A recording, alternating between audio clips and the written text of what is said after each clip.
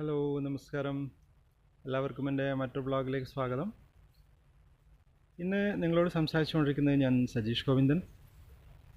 മുമ്പ് നമ്മൾ മത്സ്യകൃഷിയുമായിട്ട് ബന്ധപ്പെട്ട പല വീഡിയോകളൊക്കെ ചെയ്തിട്ടുണ്ട്. അതിൽ ഞാൻ മത്സ്യകൃഷിയെ കുറിച്ചിട്ടൊക്കെ പറഞ്ഞിട്ടുണ്ട്. അപ്പം അതിലൊക്കെ പല ആളുകളൊക്കെ എന്നോട് ചോദിച്ചൊരു ചോദ്യം എന്ന് വെച്ചാൽ മത്സ്യക്കുഞ്ഞുങ്ങൾ പെട്ടെന്ന് ചത്തു പോകുന്നതിന് എന്താണ് കാരണം എന്നാണ് ചോദിക്കുന്നത്. അതായത് ടാങ്കിൽ കൊണ്ടുവന്ന് നിക്ഷേപിച്ചതിന് ശേഷം മത്സ്യക്കുഞ്ഞുങ്ങളൊക്കെ ചത്തുപോകുന്നുണ്ട്. അപ്പോൾ അങ്ങനെ ചത്തുപോകുന്നതിന് എന്താണ് കാരണം, എന്തുകൊണ്ടാണ് ഇങ്ങനെ ചത്തുപോകുന്നതെന്നാണ് പലരുടെയും സംശയം.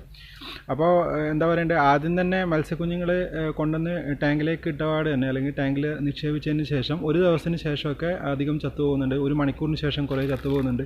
ഇങ്ങനെയൊക്കെ പ്രശ്നങ്ങൾ എല്ലാവർക്കും ഉണ്ട്. അപ്പം അതിനെന്താണ് ഒരു പ്രതിവിധി, അല്ലെങ്കിൽ അങ്ങനെ എന്തുകൊണ്ടാണ് സംഭവിക്കുന്നതെന്നാണ് പലരും ചോദിച്ചിട്ടുണ്ടായത്. അപ്പം പല ആളുകളും എന്താ പറയണ്ടേ, വാട്സപ്പായിട്ടും അതേപോലെ തന്നെ പല രീതികളിൽ നമുക്ക് കമൻ്റായിട്ടൊക്കെ ആളുകൾ ചോദിച്ചിട്ടുണ്ട്, യൂട്യൂബിന് കമൻ്റായിട്ടൊക്കെ ചോദിച്ചിട്ടുണ്ട്. അപ്പോൾ അധികം നിങ്ങൾ അങ്ങനെയുള്ള അങ്ങനെയുള്ള ചോദ്യത്തിന് ഉത്തരമായിട്ടാണ് ഞാൻ ഇന്ന് വന്നിരിക്കുന്നത്. ഞാൻ പല വീഡിയോസിലും അത് കുറച്ചായിട്ട് പറഞ്ഞിട്ടുണ്ട്, പക്ഷേ നിങ്ങളത് ശ്രദ്ധിച്ചിട്ടില്ലെന്ന് തോന്നുന്നു എനിക്ക്. എന്തായാലും ഇന്നത്തെ വീഡിയോയിൽ ഞാൻ അതിനെക്കുറിച്ചുള്ള ഒരു ക്ലിയർ ഡീറ്റെയിൽസാണ് എന്തായാലും പറയുന്നത്.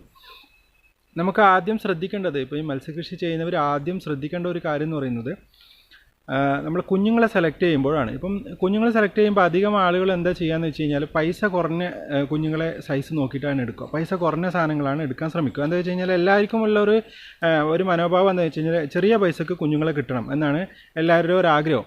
പക്ഷേ എന്താ പ്രശ്നം എന്ന് വെച്ച് കഴിഞ്ഞാൽ ചെറിയ പൈസക്ക് കിട്ടുമ്പോൾ ഓഫ് കോഴ്സ് ആ കുഞ്ഞുങ്ങളുടെ സൈസ് വളരെ ചെറുതായിരിക്കും. അപ്പോൾ നിങ്ങൾക്ക് എന്താ പ്രശ്നം എന്ന് വെച്ച് കഴിഞ്ഞാൽ ഇങ്ങനെയുള്ള ചെറിയ കുഞ്ഞുങ്ങളെ വളർത്തിയെടുക്കുക എന്ന് പറയുന്നത് വളരെ റിസ്ക് ഉള്ള ഒരു കാര്യമാണ്. ഇപ്പോൾ ഒരു തുടക്കക്കാരെ സംബന്ധിച്ചിടത്തോളം ഒരിക്കലും ഈ ചെറിയ കുഞ്ഞുങ്ങളെ കൊണ്ടുവന്ന് വളർത്തിയെടുക്കുക എന്നുള്ളത് പ്രാക്ടിക്കലായിട്ട് നല്ല കാര്യമല്ല, പ്രാക്ടിക്കലായിട്ട് നടക്കില്ല. എന്താ വെച്ച് കഴിഞ്ഞാൽ എക്സ്പീരിയൻസ് ഉണ്ടെങ്കിൽ മാത്രമേ അത് നമുക്ക് നല്ല രീതിയിൽ വളർത്തി കൊണ്ടുപോകാൻ പറ്റുകയുള്ളൂ. അല്ലെങ്കിൽ നിങ്ങളെ ഭാഗ്യം പോലെ ഇരിക്കുന്നേ പറയാൻ പറ്റൂ.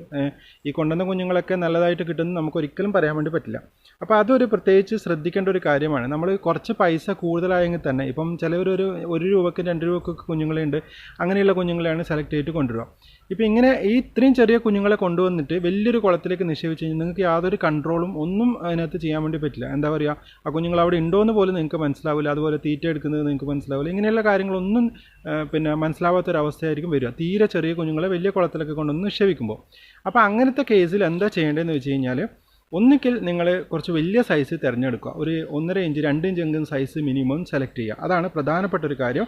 കിട്ടുന്നതിൽ ലേശം വലിയ സൈസ് നോക്കിയിട്ടെടുക്കുക. തുടക്കക്കാരുടെ കാര്യമാണ് ഞാൻ പറയുന്നത്. എക്സ്പീരിയൻസ് ഉള്ളവർക്ക് ഇതൊന്നും ഒരു പ്രശ്നമല്ല.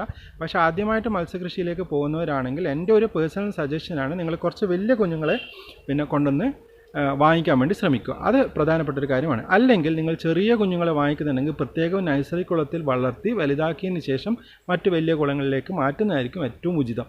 അപ്പോൾ ഈ കാര്യം ഒന്ന് പ്രത്യേകിച്ച് എല്ലാവരും ശ്രദ്ധിക്കണം. ഞാൻ പലപ്പോഴായിട്ട് വീഡിയോസിൽ പറഞ്ഞിട്ടുണ്ട്, പക്ഷേ എന്തുകൊണ്ട് നിങ്ങൾക്ക് ആ കാര്യങ്ങൾ മനസ്സിലായിട്ടില്ല എന്ന് വിചാരിക്കുന്നത്. അതുകൊണ്ടാണ് ഞാൻ ഇന്ന് ഈ വീഡിയോ സ്പെഷ്യലായിട്ട് ചെയ്തത്. അപ്പോൾ വാങ്ങിക്കുന്നവർ പ്രത്യേകിച്ചും വലിയ കുഞ്ഞുങ്ങളെ വാങ്ങാൻ വേണ്ടിയിട്ട് ശ്രമിക്കുക. ഇന്നത്തെ ഒരു കാര്യം എന്ന് പറയുന്നത് വെള്ളത്തിൻ്റെ pH ആണ്. അപ്പോൾ നമ്മളിപ്പം വാങ്ങുന്ന സ്ഥലത്ത് ഏതുതരം pHയിലാണ് ഈ മത്സ്യത്തെ ഇട്ടിരിക്കുന്നതൊന്നും നമുക്ക് മനസ്സിലാവില്ല. എന്താ വെച്ചാൽ ചിലപ്പോൾ പാക്കിങ്ങിലൊക്കെ വരുന്നതായിരിക്കും, നമുക്ക് അവിടുത്തെ കണ്ടീഷനൊന്നും അറിയില്ല. അപ്പോൾ അങ്ങനെയുള്ള കേസിൽ എന്താ ചെയ്യേണ്ടതെന്ന് വെച്ചാൽ നമ്മൾ വെള്ളത്തിൻ്റെ pH കറക്റ്റായിട്ട് ചെക്ക് ചെയ്തതിന് ശേഷം മാത്രമായിരിക്കണം നിങ്ങൾ മത്സ്യക്കുഞ്ഞുങ്ങളെ വാങ്ങാൻ വേണ്ടി പോകുന്നത്. അപ്പോൾ എന്താ അങ്ങനെ പറയാൻ കാരണം എന്ന് വെച്ച് കഴിഞ്ഞാൽ, സാധാരണ നമ്മൾ വെള്ളത്തിൻ്റെ pH ഒന്നും ചെക്ക് ചെയ്യാതെയാണ് മത്സ്യക്കുഞ്ഞുങ്ങളെ വാങ്ങിക്കാൻ വേണ്ടിയിട്ട് അധികം പോവുക. വെള്ളത്തിൻ്റെ pH നോക്കില്ല, വെള്ളം ഇങ്ങനെ വെറുതെ കെട്ടി നിർത്തിയിട്ടുണ്ടാവും. അങ്ങനെയല്ല ചെയ്യേണ്ടത്. വെള്ളം മാക്സിമം നിങ്ങൾക്ക് ഒരാഴ്ച പറ്റുമെങ്കിൽ ഒരാഴ്ച കെട്ടി നിർത്തിക്കോട്ടെ. കുറച്ച് പഴകിയ വെള്ളമാണ് എപ്പോഴും മത്സ്യങ്ങൾക്ക് നല്ലത്. ഫ്രഷായ വെള്ളത്തിൽ എപ്പോഴും പ്രോബ്ലംസാണ്, പലപ്പോഴും പ്രോബ്ലംസ് കണ്ടിട്ടുണ്ട്. അപ്പം നിങ്ങൾക്ക് മത്സ്യം വളർത്താൻ ഉദ്ദേശിക്കുന്നുണ്ടെങ്കിൽ വെള്ളം ഒരാഴ്ച മുമ്പ് ഒരു 3 ദിവസമെങ്കിലും മിനിമം കീപ്പ് ചെയ്യണം. ഒരാഴ്ചയെങ്കിലും വെച്ചാൽ ഏറ്റവും നല്ലതാണ്. അങ്ങനെ വെച്ച് കഴിഞ്ഞിട്ട് അതിന് ശേഷമായിരിക്കണം നിങ്ങൾ pH ടെസ്റ്റ് ചെയ്യുക. pH ടെസ്റ്റ് ചെയ്തതിന് ശേഷം pH ബാലൻസ് ആകാൻ വേണ്ടിയിട്ടുള്ള കാര്യങ്ങളൊക്കെ ചെയ്യുക. ഇപ്പം കുറഞ്ഞിട്ടുണ്ടെങ്കിൽ എന്താ ചെയ്യേണ്ടത്, കൂടിയിട്ടുണ്ടെങ്കിൽ എന്താ ചെയ്യേണ്ടതൊക്കെ ഞാൻ മുമ്പൊരു വീഡിയോ ചെയ്തിട്ടുണ്ട്, pHൻ്റെ വീഡിയോ. അത് നോക്കിയാൽ നിങ്ങൾക്ക് വളരെ കൃത്യമായിട്ട് മനസ്സിലാവും. അപ്പോൾ അത് ബാലൻസ് ചെയ്യിപ്പിച്ച് pH ഒക്കെ ഒരു 7 നിർത്തിയതിന് ശേഷമായിരിക്കണം നിങ്ങൾ മത്സ്യക്കുഞ്ഞുങ്ങളെ വാങ്ങിക്കാൻ വേണ്ടിയിട്ട് പോകേണ്ടത്. അപ്പോൾ ഈ കാര്യം ഒരു പ്രത്യേകിച്ച് ശ്രദ്ധിക്കുക. ഇനിയുള്ള ഒരു കാര്യം പറയേണ്ടത് ടെമ്പറേച്ചർ ഡിഫറൻസ് ആണ്. പല ആളുകളും ശ്രദ്ധിക്കാത്തൊരു കാര്യമാണ് ഈ ടെമ്പറേച്ചറിൻ്റെ കാര്യം. നിങ്ങളിപ്പോൾ മത്സ്യക്കുഞ്ഞുങ്ങളെ കൊണ്ടുവരുന്ന സമയത്ത് ഒരു പ്രത്യേക ടെമ്പറേച്ചറിലായിരിക്കും അതുണ്ടാവുക. അതായത് നമുക്ക് ഏകദേശം കൃത്യമായിട്ട് പറയാൻ പറ്റിയില്ലെങ്കിൽ ഒരു പ്രത്യേക ടെമ്പറേച്ചറിലായിരിക്കും കുഞ്ഞുങ്ങളുണ്ടാവുക പാക്കറ്റിനകത്ത്. അപ്പോൾ നമ്മൾ കൊണ്ടുവന്ന് ഉടനടി നമ്മളെ കുളത്തിലേക്ക് നിക്ഷേപിക്കുമ്പോൾ നമ്മൾ ശ്രദ്ധിക്കേണ്ട കാര്യം എന്ന് വെച്ചാൽ കുളത്തിലെ ടെമ്പറേച്ചർ എന്താണെന്ന് പ്രത്യേകിച്ച് നമ്മൾ മനസ്സിലാക്കിയിരിക്കണം. ഇപ്പോൾ അധികം ആളുകൾ ഇപ്പോൾ രാവിലെ മത്സ്യക്കുഞ്ഞുങ്ങളെ വാങ്ങിക്കാൻ പോയി കൊണ്ടുവന്ന് ഉച്ചയാകുമ്പോഴേക്ക് വീട്ടിലെത്തി ഉച്ചയ്ക്ക് അപ്പോൾ തന്നെ വെള്ളത്തിലേക്ക് നമ്മൾ ഇറക്കും, കുഞ്ഞുങ്ങളെ കൊണ്ടുവന്ന് ഇറക്കും. അപ്പോൾ നിങ്ങൾ മനസ്സിലാക്കേണ്ട കാര്യം എന്ന് വെച്ച് കഴിഞ്ഞാൽ ഈ ഉച്ച സമയത്തൊക്കെ ആണ് നിങ്ങൾ കുഞ്ഞുങ്ങളെ വെള്ളത്തിലേക്ക് വിടുന്നതെങ്കിൽ ആ വെള്ളം നല്ല ചൂടായിരിക്കും, വെള്ളത്തിൻ്റെ മുകൾ ഭാഗമൊക്കെ നല്ല ചൂടുണ്ടാവും. അപ്പോൾ അങ്ങനെയുള്ള ഒരു കണ്ടീഷനിൽ നമുക്ക് ഈ പെട്ടെന്ന് ഈ പറഞ്ഞ പോലെ ചൂടുള്ള വെള്ളത്തിലേക്ക് മത്സ്യക്കുഞ്ഞുങ്ങൾ ഇട്ട് കഴിഞ്ഞാൽ ഒരിക്കലും അതിന് വിത്ത്സ്റ്റാൻഡ് ചെയ്യാൻ പറ്റില്ല. എന്താ വെച്ച് കഴിഞ്ഞാൽ നിങ്ങൾ കൊണ്ടുവരുന്ന കുഞ്ഞുങ്ങൾ കൊണ്ടുവരുന്ന വെള്ളത്തിൻ്റെ ചൂടും വ്യത്യാസമായിരിക്കും. വെള്ളത്തിന് ചൂടുണ്ടാവില്ല, വെള്ളം ചിലപ്പോൾ നല്ല തണുത്തിട്ടായിരിക്കും ഉണ്ടാവുക. അപ്പോൾ അങ്ങനെയുള്ള ഒരു കേസസിൽ നിങ്ങൾ പെട്ടെന്ന് ഒരു തണുത്ത വെള്ളത്തിൽ നിന്നും കുഞ്ഞുങ്ങളെ പെട്ടെന്ന് ചൂടുവെള്ളത്തിലേക്ക് മാറ്റുമ്പോൾ തന്നെ പകുതി മുക്കാലും അവിടെ തന്നെ ചത്തുപോകാനുള്ള ചാൻസ് ഉണ്ട്. അത് വളരെയധികം ശ്രദ്ധിക്കുക. അതിന് നിങ്ങൾക്ക് ഞാനൊരു ബെസ്റ്റ് എക്സാമ്പിൾ പറയാം. നമ്മൾ തന്നെ ഇപ്പോൾ പെട്ടെന്ന് ചൂടുവെള്ളം നമ്മളെ ശരീരത്തേക്ക് വീണാൽ എന്താ പറ്റുക? വല്ലാണ്ട് നമുക്ക് അസ്വസ്ഥത തോന്നും, സ്വാഭാവികമാണ്. പെട്ടെന്ന് നല്ല തണുപ്പ് വെള്ളം വീണാൽ എന്താ പറ്റുക? അപ്പോഴും നമുക്ക് അസ്വസ്ഥത തോന്നും. ഇതേ സാഹചര്യം തന്നെയാണ് മത്സ്യങ്ങൾക്കുള്ളത്. മത്സ്യങ്ങൾക്ക് പെട്ടെന്ന് വലിയ ചൂടിനെയും വലിയ തണുപ്പിനെയും ഒന്നും അതിജീവിക്കാൻ കുഞ്ഞുങ്ങൾക്ക് പ്രത്യേകിച്ച് കഴിയില്ല. കുറച്ച് വലിയ മത്സ്യങ്ങളാണ് നിങ്ങൾ വാങ്ങിച്ചുകൊണ്ടിരുന്നതെങ്കിൽ, മത്സ്യക്കുഞ്ഞുങ്ങളാണ് വാങ്ങിച്ചുകൊണ്ടിരുന്നെങ്കിൽ ഒരു പക്ഷേ അത് അതിജീവിക്കും. പക്ഷേ ചെറിയ മത്സ്യക്കുഞ്ഞുങ്ങൾക്ക് ഒരിക്കലും പറ്റില്ല. അതുകൊണ്ട് നിങ്ങൾ മാക്സിമം എന്താ ചെയ്യേണ്ടതെന്ന് വെച്ചാൽ രാത്രി കാലങ്ങളിൽ കുഞ്ഞുങ്ങളെ വെള്ളത്തിലേക്ക് ഇറക്കുന്നതാണ് ഏറ്റവും ഉചിതം. രാത്രി ആകുമ്പോൾ വെച്ചാൽ ഏകദേശം വെള്ളമൊക്കെ ഒരു കണ്ടീഷൻ ആയിട്ടുണ്ടാകും, വലിയ ചൂടോ വലിയ തണുപ്പോ ഒന്നും ഉണ്ടാവില്ല. അപ്പം അതൊക്കെ കഴിഞ്ഞ് രാത്രി കാലങ്ങളിൽ ഇറക്കി കഴിഞ്ഞാൽ രാവിലെ വരെ അത് വിത്ത്സ്റ്റാൻഡ് ചെയ്യും. ആ ഒരു ടെമ്പറേച്ചർ ഇങ്ങനെ ചെറിയൊരു ലൈറ്റായിട്ടുള്ള ചൂടോ അല്ലെങ്കിൽ ലൈറ്റായിട്ടുള്ള തണുപ്പൊക്കെ ആയിട്ട് വിത്ത്സ്റ്റാൻഡ് ചെയ്തോളും. അപ്പോൾ നമുക്ക് രാവിലെ വരെ സമയവും കിട്ടും. അപ്പോൾ അത് നിങ്ങളൊന്ന് പ്രത്യേകിച്ച് ശ്രദ്ധിക്കുക. അപ്പോൾ അങ്ങനെയുള്ള കണ്ടീഷൻസിലാണ് കുഞ്ഞുങ്ങളെ വെള്ളത്തിലേക്ക് ഇറക്കേണ്ടത്. ഇത്രയും കാര്യങ്ങൾ മനസ്സിലാക്കി കഴിഞ്ഞാൽ, ഈ ടെമ്പറേച്ചറിൻ്റെ ഒരു ഡിഫറൻസ് നിങ്ങൾക്ക് മനസ്സിലാക്കി കഴിഞ്ഞാൽ പിന്നെ അറിയേണ്ട കാര്യം ഡിസീസാണ്, ഇപ്പോൾ രോഗങ്ങളാണ്. നിങ്ങൾ വാങ്ങിക്കുന്ന സ്ഥലത്ത് കൃത്യമായിട്ട് നിങ്ങൾ പോയിട്ടാണ് വാങ്ങിക്കുന്നതെങ്കിൽ ശ്രദ്ധിക്കുക. അവിടെ മരുന്ന് ഒഴിച്ചിട്ടാണ് മത്സ്യങ്ങളെ വെച്ചിട്ടില്ലെങ്കിൽ നിങ്ങൾ ഒരു കാരണവശാലും അവിടെ നിന്ന് കുഞ്ഞുങ്ങളെ വാങ്ങിക്കരുത്. ഇപ്പം നിങ്ങൾ എന്നോട് നിങ്ങൾക്കൊരു സംശയം വരുന്നുണ്ടാവും, എങ്ങനെയാണ് ഈ മരുന്ന് ഒഴിച്ച് മനസ്സിലാവുക? നിങ്ങൾ നോക്കിക്കഴിഞ്ഞാൽ മനസ്സിലാവും. മരുന്നൊഴിക്കാത്ത വെള്ളമാണെങ്കിൽ ക്ലിയർ വെള്ളമായിരിക്കും അവിടെ ഉണ്ടാവുക. അല്ലാതെ മരുന്നൊഴിച്ച വെള്ളമാണെങ്കിൽ ഒന്നിക്കിൽ നല്ല കട്ടി ബ്ലൂവിലുണ്ടാവും, അല്ലെങ്കിൽ കട്ടി യെല്ലോ കളറിലുണ്ടാവും. ഇങ്ങനെ ഏതെങ്കിലും കളറിലാണ് മത്സ്യത്തെ കീപ്പ് ചെയ്തിട്ടില്ലെങ്കിൽ നിങ്ങൾ അവിടെ നിന്ന് വാങ്ങിക്കാതിരിക്കുന്നതാണ് നല്ലത്. എന്താ കാര്യം എന്ന് വെച്ച് കഴിഞ്ഞാൽ മത്സ്യത്തിന് എന്തെങ്കിലും കംപ്ലയിൻസ് ഒക്കെ വരുന്ന സമയത്താണ്, അല്ലെങ്കിൽ ക്ഷീണമോ അല്ലെങ്കിൽ എന്തെങ്കിലും ടയേർഡായ കേസൊക്കെ വരുന്ന സമയത്താണ് ഇങ്ങനെയുള്ള മെഡിസിനൊക്കെ പ്രയോഗിച്ചിട്ടുണ്ടാവുക. അപ്പോൾ ആ മെഡിസിനിലുള്ള മത്സ്യങ്ങളാണ് നിങ്ങൾ വാങ്ങിക്കുന്നതെങ്കിൽ എന്താ പറ്റുകയെന്ന് വെച്ച് കഴിഞ്ഞാൽ അപ്പം കുഴപ്പമൊന്നും ഉണ്ടാവില്ല. നിങ്ങൾ ആ മത്സ്യങ്ങളെ കൊണ്ടുവന്ന് നിങ്ങളെ വീട്ടിലെ കുളത്തിൽ അല്ലെങ്കിൽ നിങ്ങളെ ഫാമിലെ കുളത്തിലേക്ക് ഇടുന്ന സമയത്ത്, നോർമൽ വെള്ളത്തിലേക്ക് മാറുന്ന സമയത്ത് മത്സ്യത്തിന് അതിജീവിക്കാൻ വളരെ പ്രയാസമായിരിക്കും. അത് വെച്ചാൽ ഒരു ഹൈ ഡോസ് മെഡിസിനിലുള്ള മത്സ്യങ്ങളെ കൊണ്ടുവന്നിട്ട് നോർമൽ വെള്ളത്തിലേക്ക് പെട്ടെന്ന് ഷിഫ്റ്റ് ചെയ്യുമ്പോൾ അതിന് അവിടെ അതിജീവിക്കാനുള്ള ഒരു പ്രയാസം വരും. അതുപോലെ തന്നെ ഈ മെഡിസിൻ്റെ പവർ പോയതുകൊണ്ട് തന്നെ അതിന് പഴയ രോഗം എന്തായിരുന്നു രോഗം ഉണ്ടായത് അത് തന്നെ തിരിച്ചു വരാനുള്ള ഒരു ചാൻസും ഉണ്ട്. അപ്പോൾ അത് നമ്മൾ വളരെ കൃത്യമായിട്ട് ശ്രദ്ധിക്കേണ്ട ഒരു കാര്യമാണ്. പിന്നീട് ശ്രദ്ധിക്കേണ്ട ഒരു കാര്യം എന്ന് പറയുന്നത്, നിങ്ങൾ മത്സ്യങ്ങൾ എടുക്കാൻ പോകുന്ന സമയത്ത് ടാങ്കിലുള്ള മത്സ്യത്തെ കൃത്യമായിട്ട് ശ്രദ്ധിച്ചു കഴിഞ്ഞാൽ നിങ്ങൾക്ക് മനസ്സിലാവും.